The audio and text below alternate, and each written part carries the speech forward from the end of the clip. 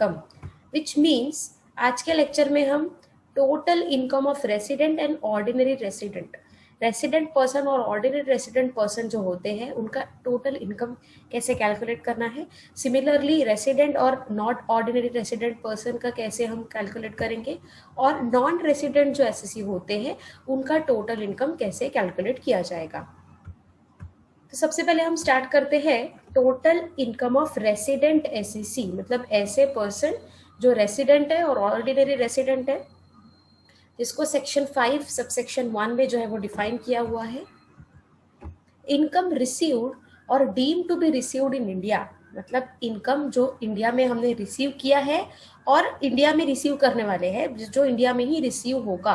तो ऐसे जो इनकम है वो इनकम हमें यहाँ पर रेसिडेंट पर्सन जो है वो उसके टोटल इनकम में कैलकुलेट हो जाएगा। उसी तरह इनकम विच अक्रूज और अराइजेज और डीम टू अक्रू और अराइजेज और deem to arise in India, तो ऐसे इनकम को भी हमें यहाँ पर क्या करना पड़ेगा, रेसिडेंट एसएससी के टोटल इनकम में ऐड करना पड़ेगा।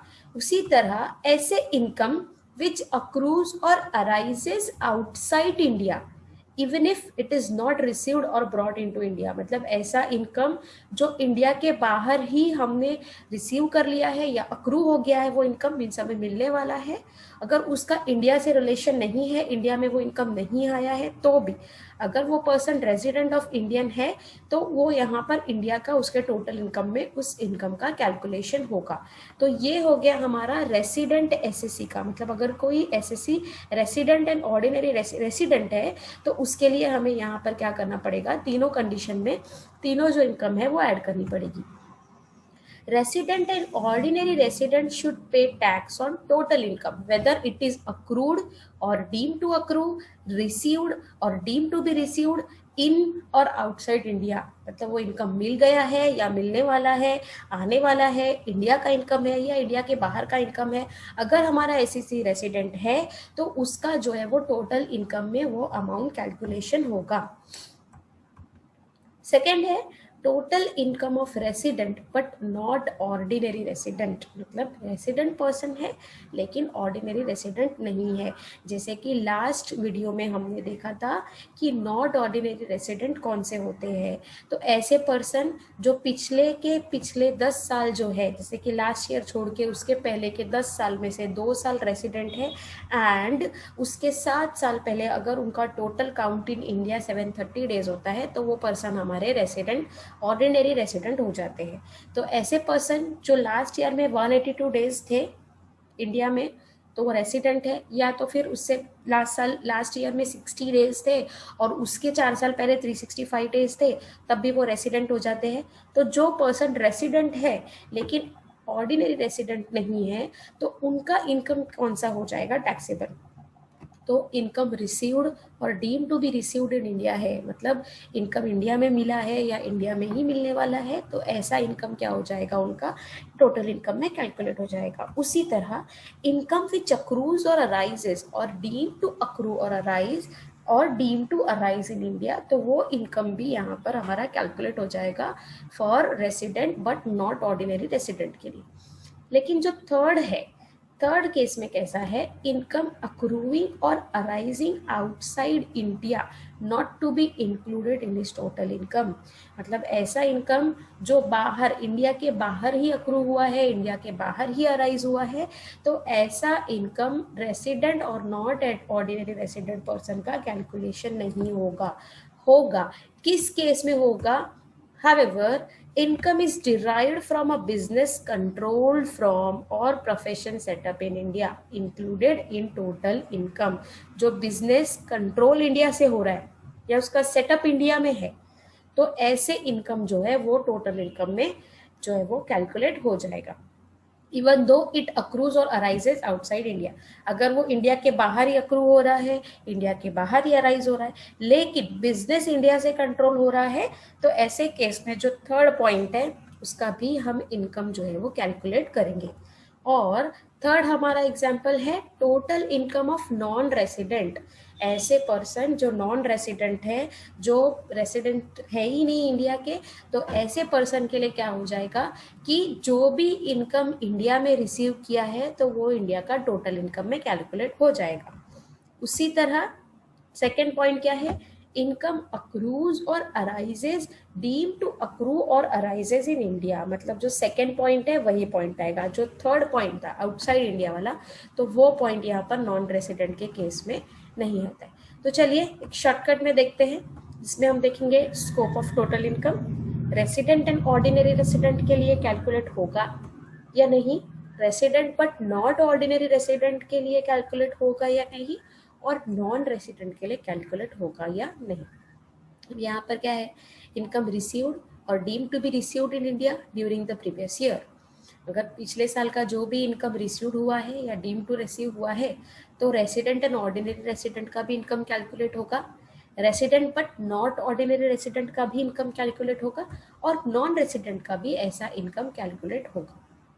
सेकेंड पॉइंट में इनकम अक्रूइंग और अराइजिंग और डीमिंग टू अक्रू और arise in India during the previous year, तो ऐसे केस में रेसिडेंट और ऑर्डिनरी रेसिडेंट का भी कैलकुलेट होगा, resident but not ordinary resident का भी इनकम कैलकुलेट होगा, और नॉन रेसिडेंट का भी इनकम कैलकुलेट होगा।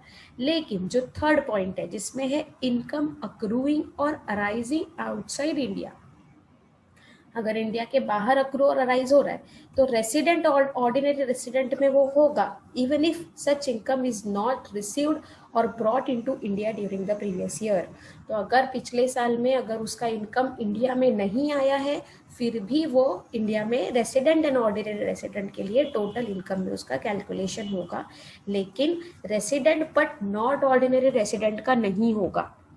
कब होगा, अगर वो जो बिजनेस है उसका कंट्रोल अगर इंडिया से हो रहा है तो उस केस में होगा, अदरवाइज नहीं होगा। और नॉन रेसिडेंट के लिए तो उसका जो नॉन रेसिडेंट का अक्रू और अराइजिंग आउटसाइड इंडिया का जो इनकम है वो उसके टोटल इनकम में कैलकुलेट नहीं होगा। तो चलिए यही चीज हम क्या करते हैं ना कि एग्जाम्पल के थ्रू देखते हैं तो हमें प्रॉपरली समझ में आ जाएगा।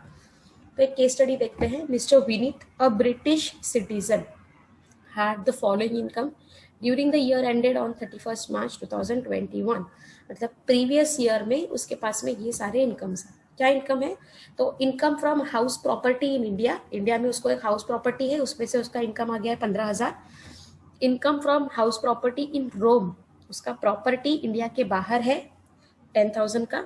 Interest from bank account in India, India का ये बैंक अकाउंट है, उसके ऊपर इंटरेस्ट मिला है, ये एक इनकम हो गया है। Income from business in Bangladesh being controlled from India, business जो है वो बांग्लादेश में है लेकिन उसका कंट्रोल इंडिया से हो रहा है।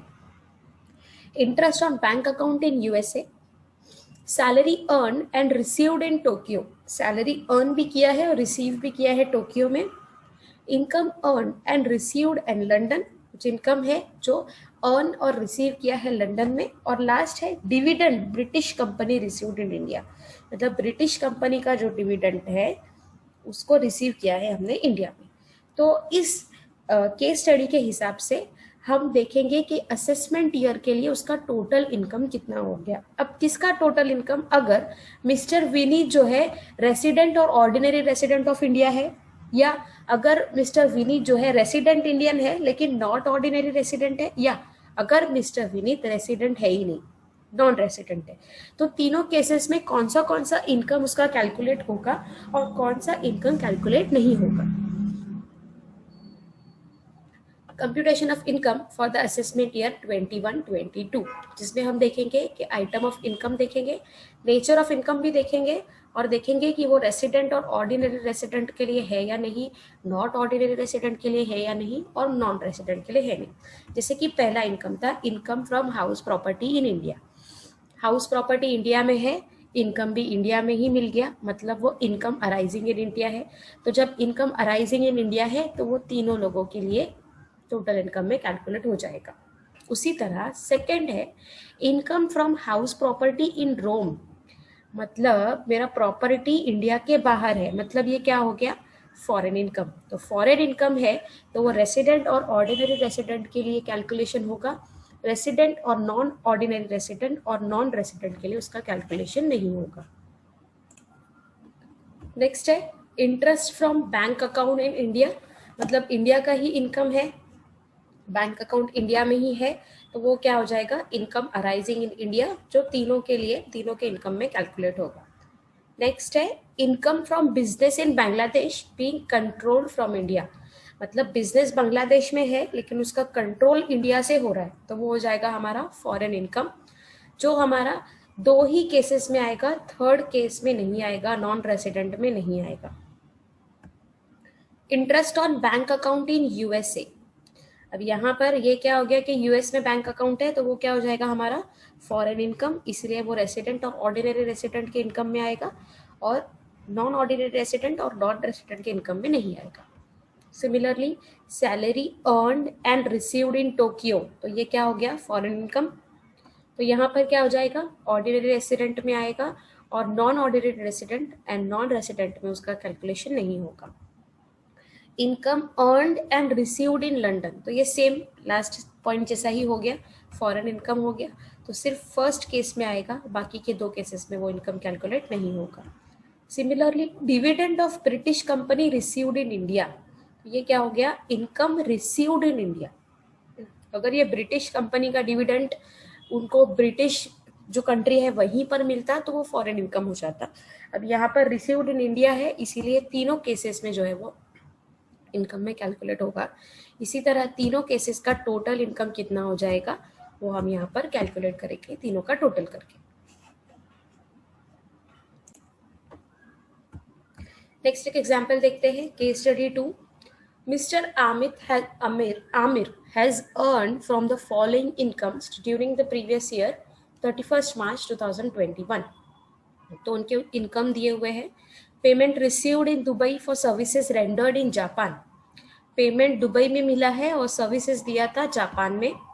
नेक्स्ट है amount brought to India out of past untaxed profits earn in England, अभी यहाँ पर एक बात याद रखिए कि जो भी अनटैक्स प्रॉफिट रहता है, पास्ट अनटैक्स प्रॉफिट, तो ये जो है वो इनकम नहीं होता, ये पॉइंट हमेशा आपको याद रखना है, तीनों केसेस में ये इनकम नहीं होगा। नेक्स्ट है income from business in Germany controlled in India, business जो है वो जर्मनी में है लेकिन उसका कंट्रोल इंडिया से हो रहा है। नेक्स्ट है interest income earn and received in India, तो ये इंडियन इनकम ही हो गया हमारा। Royalty income received from Indian companies, तो इंडिया कंपनी से ही हमें रॉयल्टी मिला है।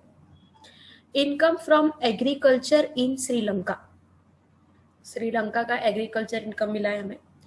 Dividend from Japanese company received in India, और rent from house in Pune, मतलब इंडिया ही है लेकिन रिसीव इन सिंगापुर, और उसको रिसीव किया है सिंगापुर।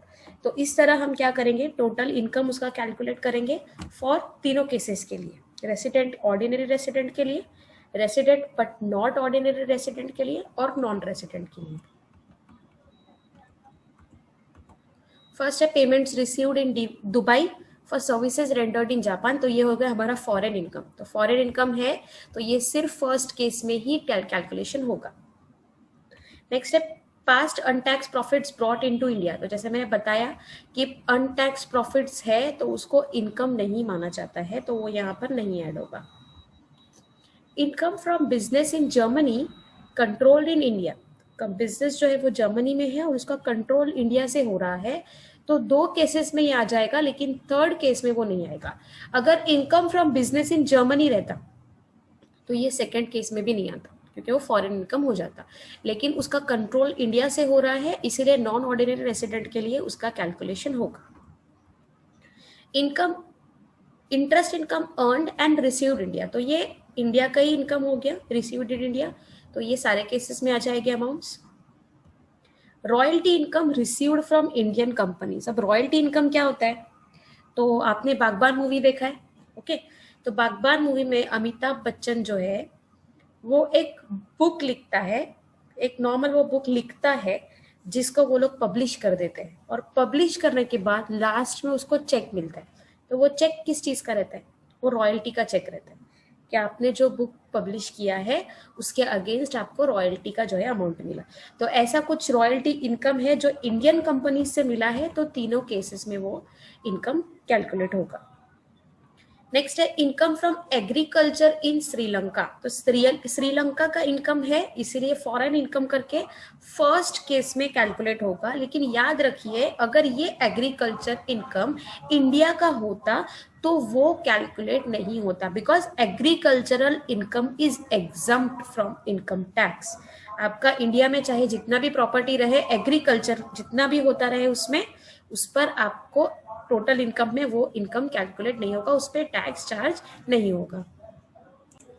नेक्स्ट है dividend from Japanese company received in India. तो जापानीज कंपनी का इनकम है, तो रिसीव्ड में इंडिया में रिसीव हुआ है, इसलिए रिसीव्ड इन इंडिया है, तो तीनों केसेस में आ जाएगा। Rent from house in Pune received in Singapore. तब यहाँ पर इनकम जो है वो इंडियन इनकम है, इसलिए तीनों केसेस में आ जाएगा। तो यहाँ पर टोटल हो जाएगा रेसिडेंट एंड ऑर्डिनरी रेसिडेंट का, नॉन ऑर्डिनरी रेसिडेंट का और नॉन रेसिडेंट का। तो इस तरह हमने एग्जाम्पल से देखा कि टोटल इनकम कैसे कैलकुलेट किया जाता है। नेक्स्ट लेक्चर में हम देखने वाले हैं कि कौन से ऐसे इनकम है जो इनकम टैक्स में कैलकुलेट नहीं किए जाते, विच आर एग्जाम